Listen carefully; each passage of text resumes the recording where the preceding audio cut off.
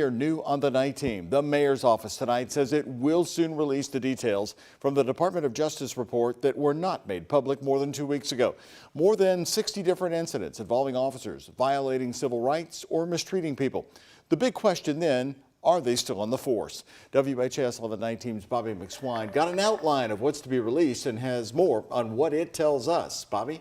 We obtained the appendix to the report that will eventually provide the details about the officers. City leaders are using it to identify the officers. It had links to body cam footage, the professional standards unit cases, search warrants, and more. 63 cases. That's how many the DOJ investigated and put into its report. 14 are excessive force. One page of the report detailing an unlawful neck restraint used on a man who presented no threat. The report says the officers were not held accountable. 10 are about discrimination against black people. The DOJ says that LMPD disproportionately searches, detains, cites, and arrests black residents.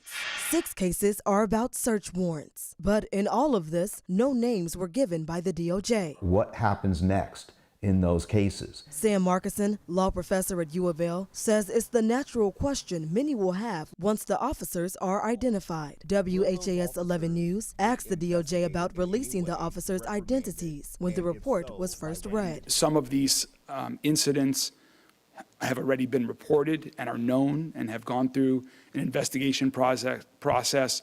Others may not have, and we will be looking at each one of those incidents as we review the findings report and the incidents they cite in further detail. An appendix the DOJ gave the mayor's office makes that step closer to reality. But Markison says it's unclear if we'll see mass firings or discipline because some officers may have already left the department. For example, one page of the report details a detective who targeted drug addicts for sexual coercion. He resigned before the administrative investigation was complete. Markison also raises a second concern. Any new disciplinary proceedings would have to go through some of the hoops and the procedural obstacles that have been an issue within the LMPD for years. In a scenario where an officer was already disciplined, but the public doesn't feel it was enough, Markison says that would be difficult. The most likely way in which additional discipline might be imposed would be if there are new facts that come to light surrounding the same incident. He says overall, the teeth of the consent decree will determine if LMPD officers and command staff will face discipline. And then most importantly,